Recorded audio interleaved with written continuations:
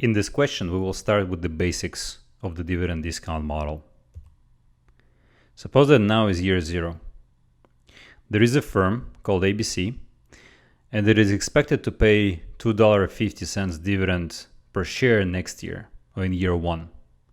In the year 2, you expect this dividend to remain at the same level, or at $2.50. You also expect that ABC's stock price will be $35 in year 2. We will assume that the appropriate discount rate for the stock is 10%. The first question asks, what price would you be willing to pay for a share of ABC stock today if you planned to hold the stock for 2 years? Question B. Suppose instead you plan to hold the stock for 1 year. What price would you expect to be able to sell a share of ABC stock for in 1 year? And finally, question C. Given you answer in part B, what price would you be willing to pay for a share of ABC stock today if you planned to hold the stock for 1 year? And then we will compare this answer to the one we've got in part A. So let's start with the first, with part A. It'd be useful to draw just a timeline for us to visualize what we get by buying this stock. So we're paying the current price, or P0, right now. And then by holding the stock for 2 years, we get the following thing. So we get dividend, the first dividend at the end of year 1. Again, so here we're just assuming that the stock pays annual dividends. Then we also get dividend at the end of year 2. And then we sell the stock at the price at the end of year 2 at P2.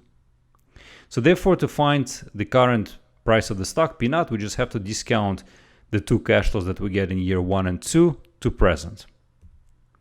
And so let's do that. So this is the equation. So P0 would equal to D1 divided by 1 plus R plus D2 plus P2 divided by 1 plus R squared. We can put the numbers in. So we get $2.50 first dividend. We also get $2.50 the second dividend. And we expect that the price at the end of year 2 is going to be $35. We are given the discount rate, which is 10%. So all we have to do is to compute this value right now. So the current price will be $33.26. Now let's turn to part B.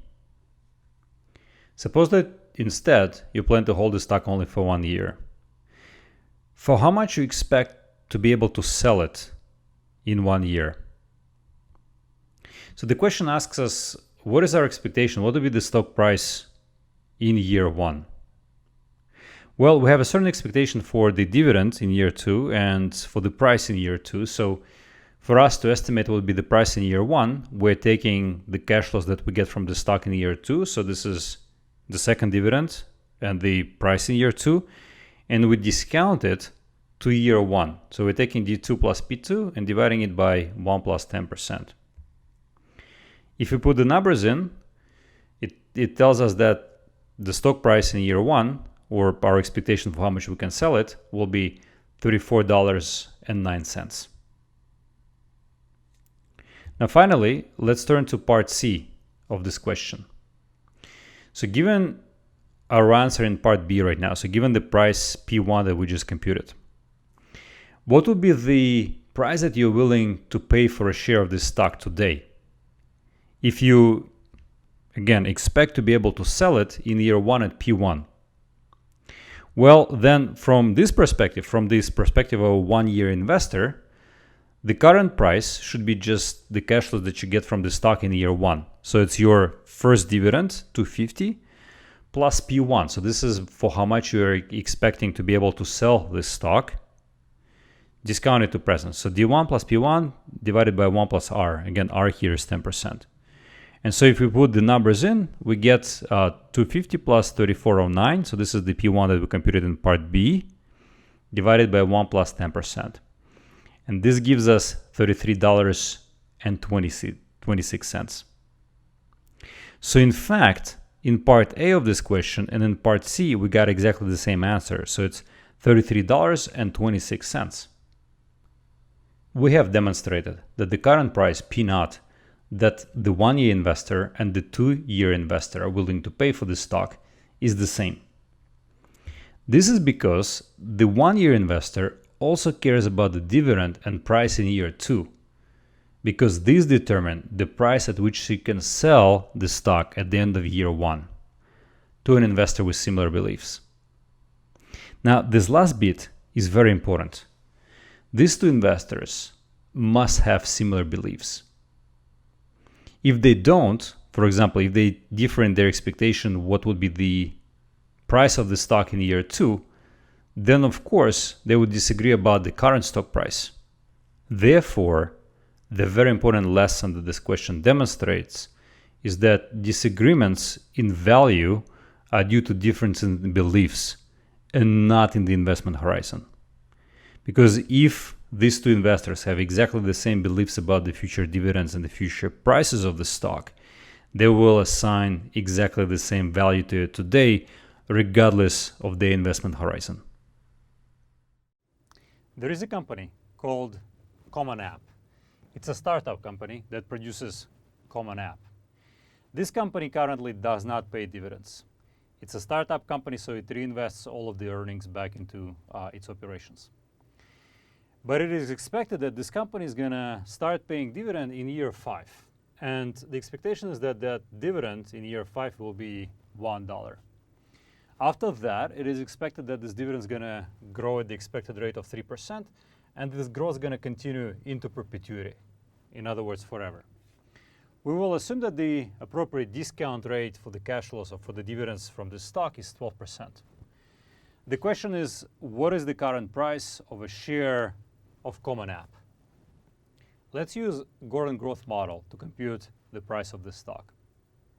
First, I will put all the dividends on the timeline.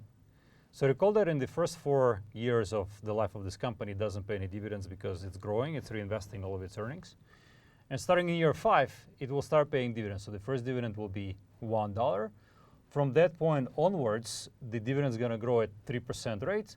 So dividend in year 6, for example, is just $1 multiplied by 1 plus 3%. I will do 2 steps in order to find the value of the stock today. First, I will compute the value of all of these dividends that start in year 5 and continue to perpetuity as of year 4. To do that, I will simply use the growing perpetuity formula. So in this case, the price of the stock in year 4 is going to be equal to the dividend in year 5, D5, divided by R minus G. G is the expected growth rate in dividends. R is the discount rate. So this is just a simple growing perpetuity. So D1 equals to $1, and we're dividing it by 12 minus 3%. This gives me $11.11. So this is the price of the stock in year 4. Now, to find the price of the stock right now, we need to take the P4 and discount it to present. So I'm simply taking P4 and I'm dividing it by 1 plus R raised to the power of 4. Again, R is our discount rate. So 11.11 divided by 1 plus 12% raised to the power of 4. This gives me the current price of $7.06. So the current price of this Common App stock is $7.06.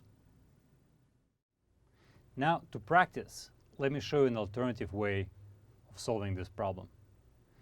Let me first start computing the share price as growing perpetuity, again using Gordon growth discount model, but starting from dividends that we get from year 6 onwards.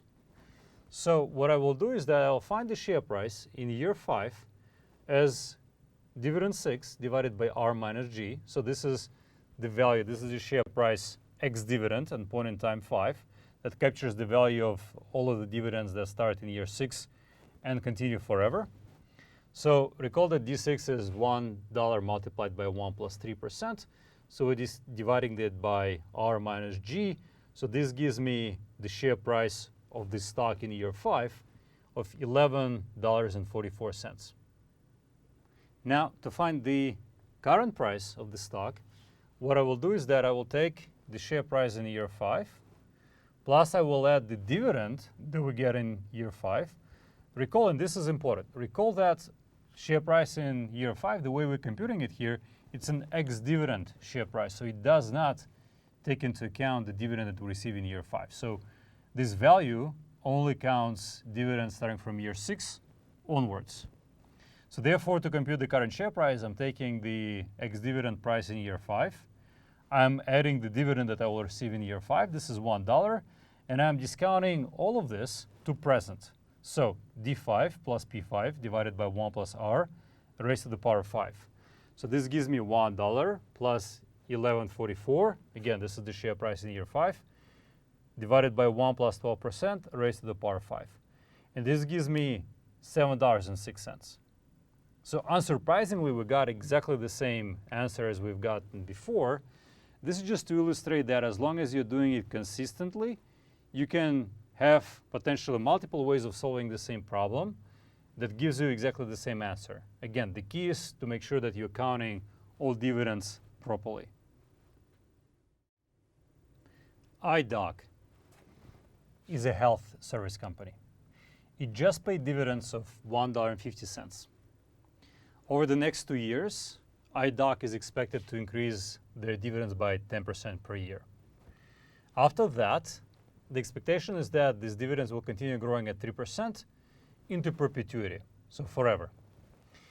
We will assume that the appropriate discount rate for the dividends of iDoc is 8%.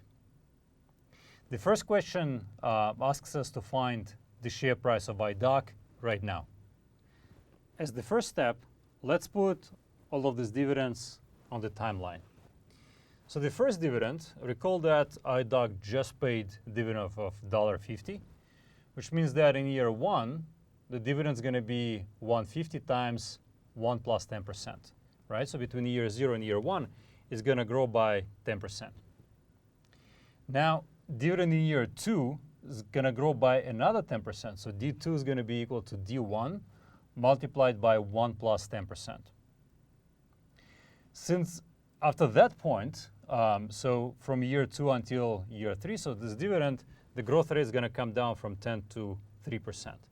So from this point, the dividend, so dividend 3 is going to be equal to dividend 2, so D2 multiplied by 1 plus 3%. And now, from year 3 onwards, this growth is going to continue at 3%. So sometimes this is referred to as a two-stage Gordon growth model. So we have the first growth stage where the dividends grow at 10%. And then we have the second stage where dividends grow at a lower rate of 3%. This represents reality often quite well because a lot of companies start at the high growth stage when they're younger. So in this case, this company grows at 10%. And then this growth slows down and becomes perpetual growth rate. So in this case, it is 3%. When we deal with a multi-stage Gordon growth model, the recipe to solve this question is as follows. First, we will start at the terminal growth stage. So in this case, it's the growth stage 2. What we will do is that we'll find the share price at the start of that terminal growth stage. So we'll compute P2. So P2 would equal to dividend that we get in year 3, so D3. So again, this would be an ex-dividend share price in year 2. So P2 is going to equal to D3 divided by R minus this terminal growth rate, which is, I'll denote here as G2. So this is my 3%. This is to differentiate this from the initial growth rate of 10%.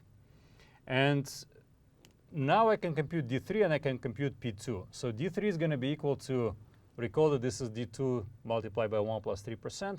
And we know that D2 is D1 multiplied by 1 plus 10%, and D1 is initial 150 multiplied by 1 plus 10%. So if we collect this all together, so D3 would equal to initial 1.5 multiplied by 1.1 multiplied by 1.1 one more time and multiplied by 1.03. So this will give me dividend in year 3. And so I'm dividing it by 8%, which is my discount rate, minus this 3%, this is the second growth stage growth rate. So this gives me $37.39. The final step in finding the current share price in a two-stage growth model is to take the share price at the start of the second and terminal growth stage, P2, discount it to present, and take all of the dividends that accrue to shareholders during the first growth stage and discount them to present as well. This together would give us the current share price. In our case, this is D1 discounted to present, plus D2 discounted to present, plus P2, which is the share price at the start of the second growth stage, and discounted to present as well. We know that D1 is the current dividend, $1.50 multiplied by 1 plus 10%. 10% is our growth rate during the first stage. D2 is the current dividend multiplied by 1 plus 10% squared. P2, that we just computed, is $37.39. And we're discounting all of these cash flows to present at the current discount rate of 8%. This gives us the current share price of $35.14. And this is how you find the current share price in a two-stage growth model. The second part of the question asks us to find share price of iDoc in year one. To help us solve this problem, I will put everything on the timeline again. So dividend 2 is going to be equal to 1.5 times 1.1 squared. And we already computed the share price in year 2. So the share price in year 2 is 37.39. So to find the share price in year 1, all we need to do is that we need to take these payments in year 2 that we get as stockholders and to discount them to year 1. So we're taking D2 plus P2 and we're dividing it by 1 plus R. And this would give us P1. So putting this all together, we get 1.5 times 1.1 squared. So this is D2 plus 37.39. This is the share price in year 2. And we're dividing it by 1 plus 8%. This gives us 36.30. So the share price in year 1 would be $36.30. Now again, let me reemphasize that this is ex-dividend share price. So it does not take into account the dividend that this company iDoc is expected to pay in year 1. So this is the ex-dividend price in year 1, and you can see that we're only counting dividend 2 and the share price in year 2. So P1 equals to 36.30. Let me show an alternative way of solving this question. Let's start with the fundamental equation that ties the share price today with the share price in year 1. So the share price today must equal to the dividend that we get in year 1 plus the share price in year 1 discounted to present, so divided by 1 plus R. If we rearrange this equation for P1, so P1 is going to equal to P0 multiplied by 1 plus R minus dividend 1. So we can use this equation because we already found the current share price of P0 in the first part of this question. So I will take this P0 that we found before, so 35.14, multiplied by 1 plus R, so recall again that R is 8%, and minus the dividend 1 that we expect to receive in year 1. So this is 1.5 multiplied by 1.1. So computing this value gives us $36.30. So this is exactly the same value as we've gotten here by just computing the share price as share price in year 1 as discounted sum of the dividend in year 2 plus the share price in dividend 2 discounted to year 1. So either this way or this way, we got exactly the same share price of 36.30. In this question, we will consider a simple model of investment and growth. Let me start by laying out main assumptions. First, assets don't depreciate. This means that even without new investment, the current earnings, or more specifically earnings per share, is going to stay constant at the current level. Investment at time t starts generating earnings in year t plus 1. Investments generate perpetual earnings stream. And finally, investment opportunities are characterized by ROI, which is return on investment. Let me give you a very specific example of an investment opportunity. Suppose a firm invests $100 million into a factory today, in year 0. Let's say that the return on investment, or ROI, is 15%. Then in the case of this firm, this investment will start producing earnings in year 1, and these earnings will continue forever. And these earnings will be $15 million, which you compute as the investment, $100 million, multiplied by ROI, which is our return on investment. So 100 multiplied by 15%, this gives us $15 million. And this is annual perpetual earnings that this investment generates. Now, let's work with a specific example. We will consider a firm, let's call it ABC. The profitability of ABC and its investment policy are summarized in this table below. The company is going to have today the book value per share of $100. Next year, it is expected to generate earnings per share of $20. And then the plowback ratio, which means the percentage of earnings per share that the company retains and reinvests, are given as follows. So in year 1, the company plans to retain 80% of earnings and reinvest. So that's our plowback ratio. In year 2 and 3, 50%. And then they don't plan to retain any of the earnings. They plan to pay them all out in the form of dividend. And finally, the last row indicates the return on investment that this company will generate on these new earnings. So in year 1, it's 20%, then 15%, then 10%, and then it's going to continue at 10% forever. We will assume that the appropriate discount rate in this question is 12%. Let's look at the relationship between the key variables. I will denote by B sub t the plowback ratio of the company in year t.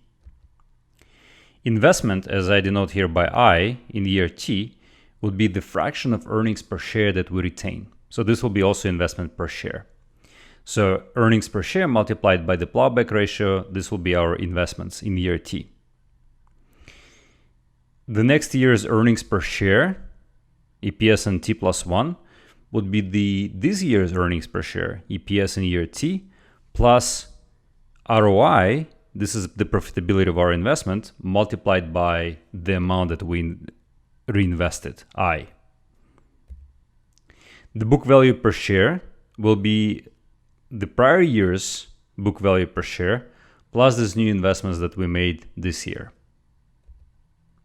And finally, dividends would be the part of EPS that we didn't retain, so we pay it out to shareholders in the form of dividend. So more specifically, it is EPS in year t multiplied by 1 minus plowback ratio B. Recall that 1 minus B is the payout ratio that we sometimes denote as small p. This is the fraction of the EPS that we pay out in the form of dividend, hence the name, the payout ratio.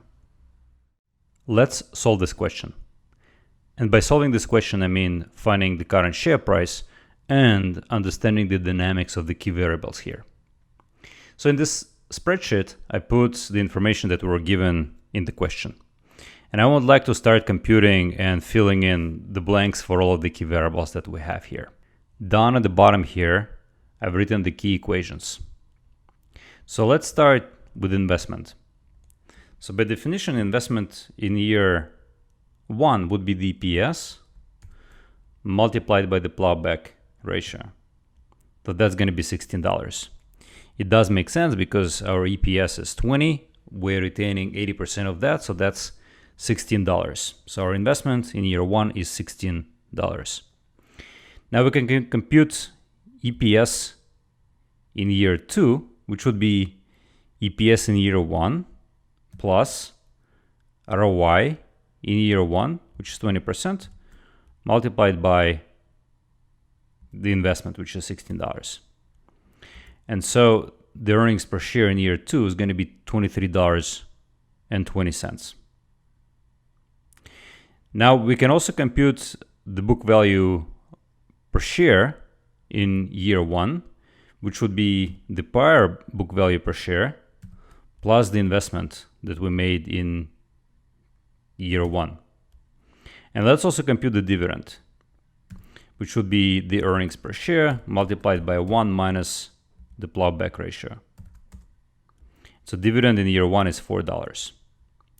And now we can compute the same calculation. So again, investment in year 2 will be our new earnings per share multiplied by the plowback ratio. So it's going to be 1160. Earnings per share is going to be 24.94, again computed as the prior year's earnings per share plus ROI multiplied by the investment. Book value per share again is just prior year's book value per share plus the new investment. And the dividend, again, this is just EPS multiplied by 1 minus plowback ratio. You could see that because in year 2 we are retaining half of the EPS and half of it we are paying out as dividends. So of course investment and dividends are the same in year 2. And now all I can do is that I can just simply do this, stretch all of these arrays down. And because we have these equations, we will be able to compute the key variables going forward. Now, we could see that again. So in year 3, for example, where we retain half and we pay out half of our EPS, so investment and dividend is the same.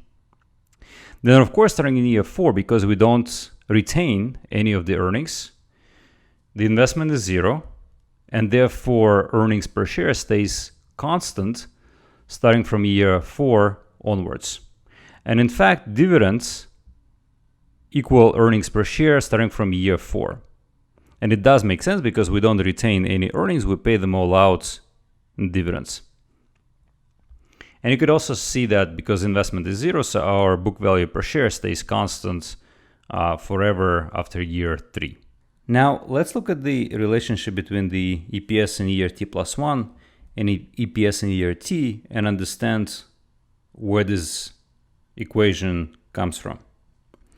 So what I will do here right now is that I will actually write down year by year earnings per share that comes from the existing assets and from these new investments that we are making.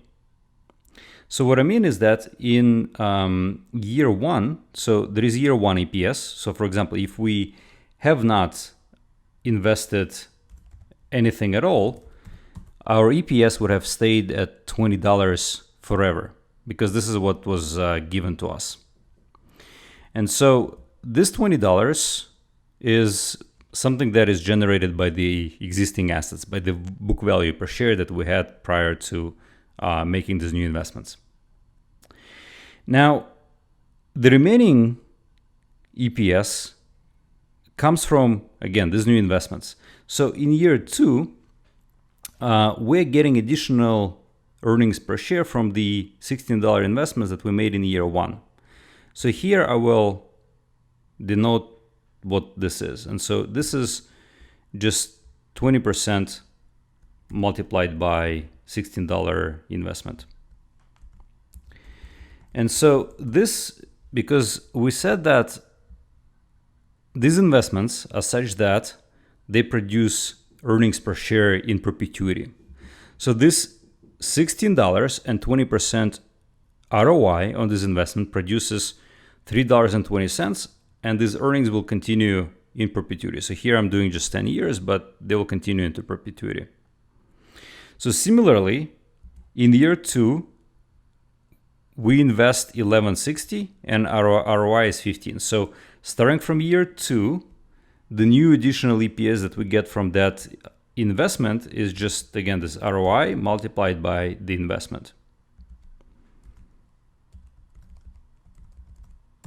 And again, by the same logic, this EPS will continue forever. And the final investments here we're making in year 3, where we're investing 1247, and our ROI at that point is 10%. So we're starting generating this new EPS in year 4, and this equals to the investment times ROI.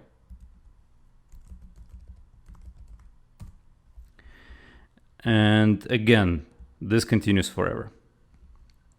So what I've done in this last column is that, so here I'm gonna add up all of these EPS. So in year one, or I'll just sum them all up. And of course, in year one, we just have the initial 20. And then we're adding up all of the investments that all of the earnings per share that our new investments generate. And we could, of course, see that the column that I just computed here, and let me color it in red, it's the same exact as this EPS that we've computed here by using this expression. And you can see that this just mechanically happens because we're just, once this investment generates the CPS of 320 in the first year, in year two, we're continuing adding it up because we're writing down this recursive relationship.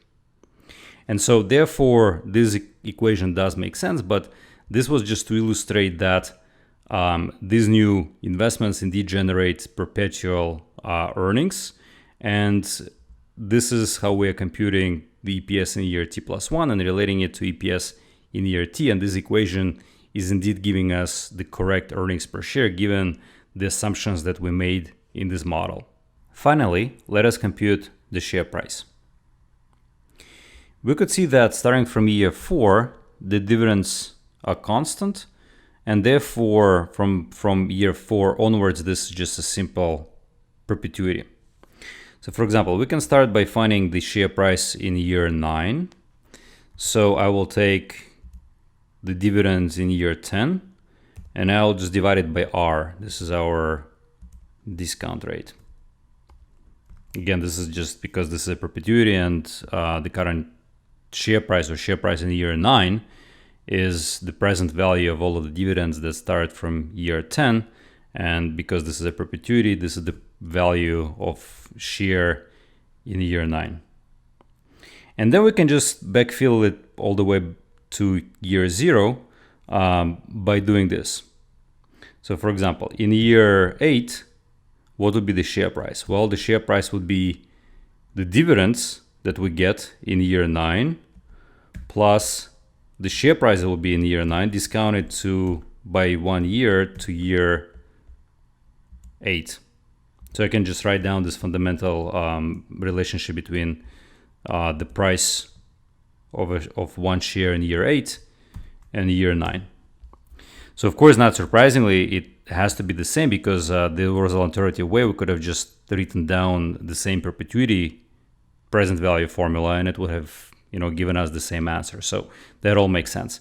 But what this allows me to do is that this just allows me to stretch this array all the way to 0, and this will automatically compute the share price for me.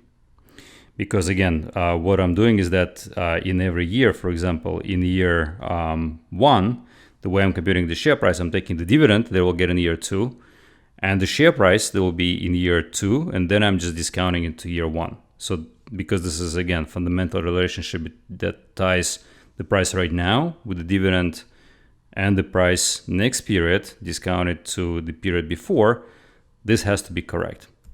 And so therefore, the current share price of the stock is $177.02. As an investor in the stock ABC, what is the expected return that you will get from holding this stock? Let's compute it using the dividend stream and the expected prices per share that we computed in this question. So let's start with this fundamental relationship between the price today and the price tomorrow plus the dividends that we get from holding the stock discounted to today. So what I will do right now is that I will rearrange this equation for R. This is our expected return. So this is the first step and this is the second step. So the expected return equals to the dividend that we expect to receive from the share tomorrow divided by the price today plus price tomorrow minus price today divided by price today. So recall that this first part, D over P, we refer to as dividend yield. And the second part, price tomorrow minus price today divided by price today, this is what we refer to as capital gains. And now I will use this relationship to compute the expected return on the stock of ABC. Let's start by computing expected return that we will get between year 0 and year 1 from holding this stock. So it's next year's dividend divided by today's share price, so this is the dividend yield, plus the capital gain, so this is the share price in year 1 minus the current share price, divided by the current share price. And this gives me 12%. And I can just extend this array and continue this calculation all the way to later years, and we'll see that in every year it's just going to be 12%. For example, in all of the subsequent years, because the share price stays the same, we only get dividend, and that dividend yield in all of the subsequent years is exactly 12%. Now, this of course should not surprise us, because the expected return is constant and it's 12%, and it actually equals the discount rate that we used, which is the expected return on this stock. So what we've done right now is that we're actually doing this calculation backwards, because we could have just answered this question by saying, well, we already know what is expected return because we were discounting these cash flows at the 12% rate. So the expected return has to be 12%. But right now we just computed this by using the dividend yield and the capital gains from the dividends and share prices that we computed in this question. Let's compute the present value of growth opportunities of this firm ABC. Recall that we defined the present value of growth opportunities as the current price, so this is the price that we just computed in this question given our investment opportunities and our investment policy, minus what would have happened if we didn't invest and we just continued status quo from year 1 onwards. So if we haven't invested anything and we paid out all of our earnings starting from year 1 as dividends, our earnings per share would have stayed constant at $20 level forever, and this would have been our dividends. So our dividends per share would have been $20 starting from year 1 and continuing onwards. So therefore, the present value without growth or without us investing in these new opportunities would have been just EPS in year 1 divided by R. So that's the present value of this perpetuity. So in our case, this is 117.02. So this is the price with our current investment policy minus 20 divided by 12%. And this gives us $10.36. So the current value of ABC's growth opportunities, of course, on per share basis, because this whole calculation on per share basis, is $10.36. In other words, each shareholder here benefits by increasing his or her share price by $10.36 from this investment policy that this firm undertakes. Now, let us do a very interesting counterfactual analysis here. What would have happened if we did not retain any earnings in year 3 and we would have paid out the entire EPS in year 3 as dividends? In other words, what if this number that I colored in green right now, instead of being 50%, would have been 0%? What would have happened to our share price? Would it increase? Would it stay the same? Or would it decrease? The answer depends on, of course, what is the return on investment that our new investments generate in this particular year. And in this case, it is 10%. Remember that we're discounting our cash flows at 12%, and this is the expected return. This is the risk that our investors associate with the cash flows that this company generates. So therefore, if we are only earning 10% on our investments, this is below the level of risk that is assessed by our investors. So it stands to reason that we are losing value by investing in projects that generate the return on investment that is below the expected return on this stock. And so in fact, if I put 0 here again, so this would just indicate that instead of reinvesting, we're just paying everything out to shareholders, we could see that our share price actually increases. So if I put 0 here, instead of 177.02, our current share price would be 178.50. And then, of course, if we do the same the year before, so we've reinvested 50% in year 2, but here our ROI is actually very good. It's 15% relative to the expected return of 12%. So if I put 0 here, now, of course, the share price has to drop because we are not investing in very attractive investment opportunities. So let's see what happens. If I put 0% here, the share price drops to 176.19. To summarize, the optimal investment policy is to invest in investment opportunities that have return on investment, or ROI, that is above the expected return, the discount rate that we're using to discount dividends from this stock. In this question, we will consider a constant growth model. Let's take a firm, ABC. This firm is expected to produce earnings per share in year 1 that equals to $20. ABC's return on investment, or ROI, is 20%, and this ROI is expected to remain constant at this level forever. Notice the difference between this question and question 4, where ROI was not constant. So for this particular firm, ROI is currently 20%, and it is expected to be constant.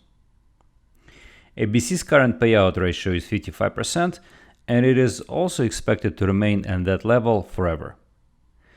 The proper discount rate is 12%. We will answer 2 questions. First, we will derive the share price of the stock, and then we will derive its present value of growth opportunities. Let's follow the approach we have established in question 4. I have put EPS that we expect to get from this firm in year 1, $20 earnings per share. Now we'll put plowback ratio. Recall that plowback ratio is 1 minus the payout ratio. So it means that we're plowing back 45% of EPS in year 1. And this plowback ratio remains constant forever. ROI equals to 20%, and again, this rate will remain constant forever. Now let's compute the investment as EPS times the plowback ratio.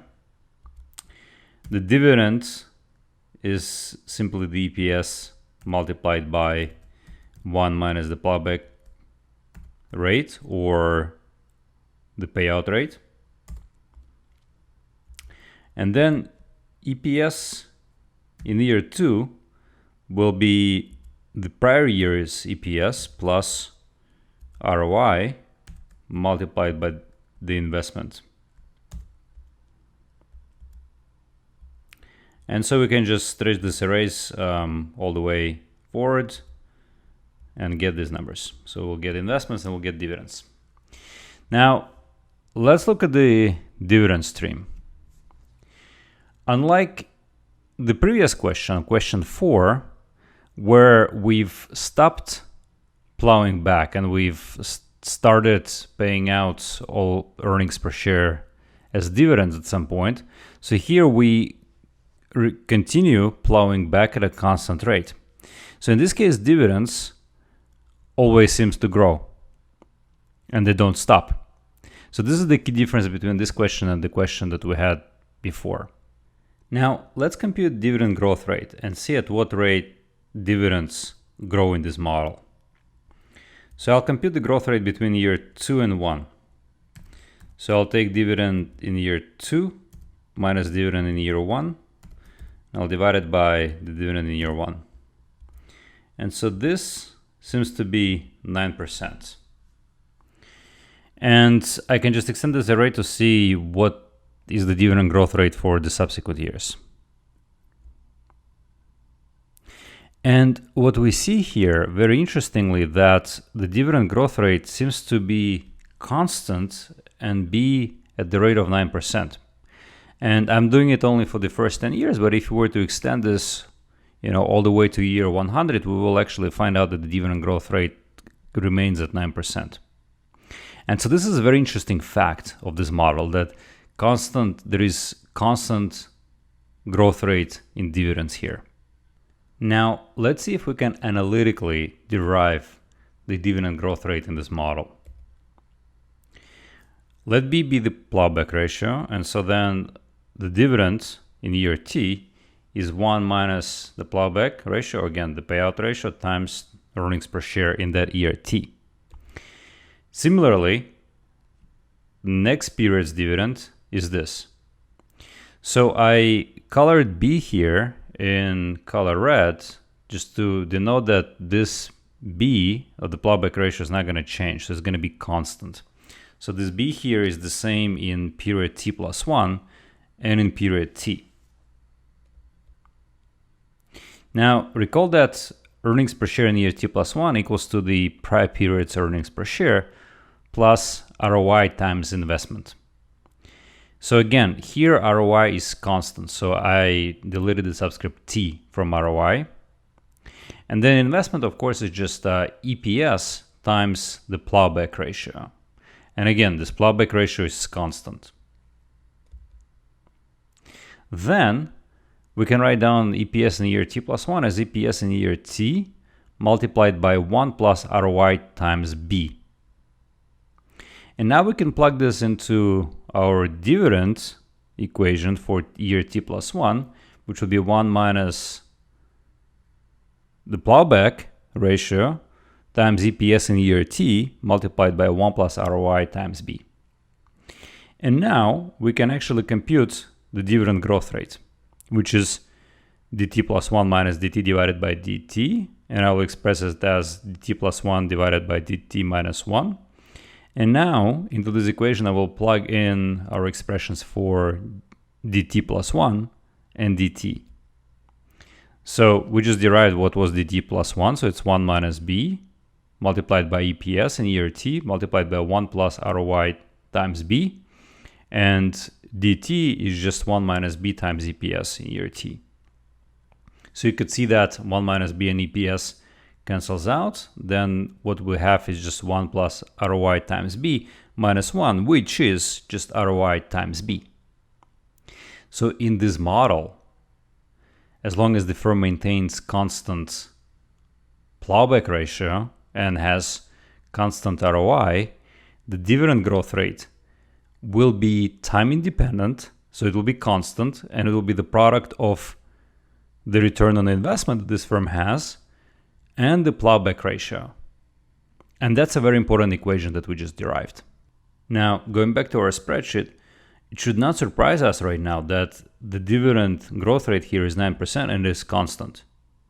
Indeed, if I were to compute it just given the payout ratio and ROI, it's just simply the plowback ratio, which is 1 minus the payout ratio, multiplied by ROI.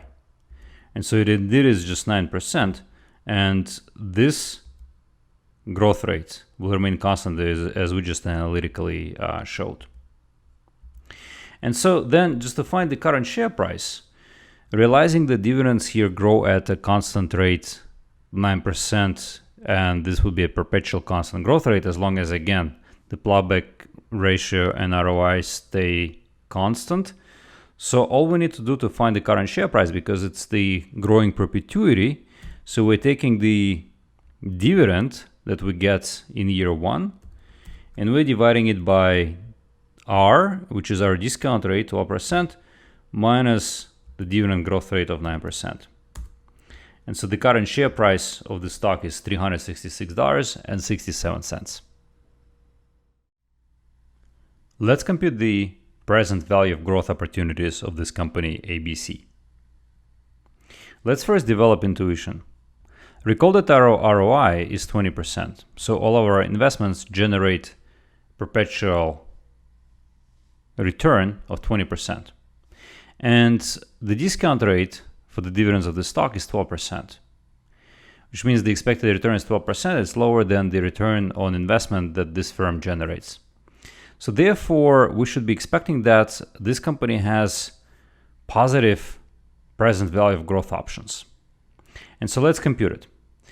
We will do exactly the same calculation as we've done in the previous question. So I will take first and compute the no growth share price. So if this firm would not plow back any of the earnings starting in year one and starting paying them out as dividends in year one. In this case, the dividend level and EPS would continue staying at 20% per share. And therefore, the no growth share price is going to be just simply 20 divided by 12%, because it's just going to be regular perpetuity of 20% of $20 forever. And so this is no growth share price. And so the present value of growth options by definition is the current share price minus no growth share price. And so in this case, it's going to be $200. You could see that this is the company that derives a lot of its current share price, a lot of its current market value from these growth opportunities. And indeed, it should, again, make sense because their return on investment is very high, it's 20%. So in fact, we can compute what fraction of the current share price comes from these growth opportunities, but just doing this calculation. So taking the present value of growth options and dividing it by the share price. And we can say that almost 55% of this stock price is derived from the future growth opportunities, and the remaining 45% come from the existing assets. We can also check to see what happens if ROI would have been lower and not 20%. For example, if ROI instead would have been 15%, we would intuitively expect that the present value of growth options of this company would have been lower, and therefore the fraction of share price that is attributable to growth options would have been lower as well. So let's try doing that. So if I put 15% here, we see that the present value of growth options and the fraction of these growth options in the share price drops to 20%. And of course, if ROI would be 12%, which would have been the same as the cost of capital for this company, the discount rate that we're using, 12%, in this case, intuitively, the present value of growth options should have been 0. And so if I hit enter, it indeed shows me that PVGO is 0, and the share price is the same as it would have been if this company did not plow back any of its earnings. In this question, we'll consider a firm that has multiple divisions, and we will see how investments affect the market value of the firm. Consider firm XYZ that has two lines of business, organized as divisions A and B. Both of these divisions are risky and generate risky cash flows. Division A expects to generate a cash flow of $2 million next year, and this cash flow will grow at a rate of 3% each year forever. Division B expects to generate a cash flow of $2 million next year as well, but the cash flow from this division will grow at 5% forever. So Division B has a higher growth rate compared to Division A. Currently, the total market value of XYZ is $87 million. The cost of capital for the first line of business is 10%. The first question asks, what is the cost of capital for the second line of business? This by itself is a very interesting question because it makes us realize that divisions in a firm can be different and they may have different business risks, as we discussed early in the class. And so therefore, for this particular firm, Division A has a level of risk that corresponds to the 10% cost of capital, but Division B may have a different cost of capital, which this question asks us to compute. So let's compute it. Let's first start with this equation that tells us that the value of the firm has to be equal to the sum of the value of the two divisions. So these are market values. Now, each division produces a perpetual cash flow that has a constant growth rate. So we can compute the value of each division as just simply the present value of growing perpetuity. So both of these divisions next year will produce a cash flow of $2 million. And we know the discount rate for the first division, 10%, minus the growth rate of 3%. This would be the present value of the cash flow that is generated by the first division. We have the similar equation for the second division, 2 divided by RB minus 5. So 5 is the growth rate for the second division, and RB is the discount rate, which we actually don't know. But we know that the market value of this firm right now is $87 million. So therefore, we have this equation, and it looks like there is only one unknown in this equation, so we can solve it for RB, which is again the discount rate for division B. Solving this equation gives us RB of 8.42%. So this means that the second division is less risky than the first one, and therefore its cost of capital is lower than the cost of capital of division A, which was again 10%. Assume that the firm is planning on making an investment which will improve profitability of both divisions A and B. This project requires an initial investment of $7 million right now and will increase cash flow for both divisions by $0.5 million starting in year 3. This additional cash flow will grow at the same rate as other cash flows in each division, which means it will grow at the rate of 3% in division A and it will grow at 5% in division B. Assume that the cost of capital for both divisions is not affected by this project. If management decides to invest in this new technology, by how much will the current market value of XYZ increase? Well, let's compute the NPV of this project. The NPV of this project equals to the initial investment that we have to make right now of $7 million, plus the new cash flow that this project will generate. The first part of this equation is the present value of the increase in the cash flows that accrues to division A. In squared parentheses, we have $0.5 million. This is the cash flow that will start in year 3.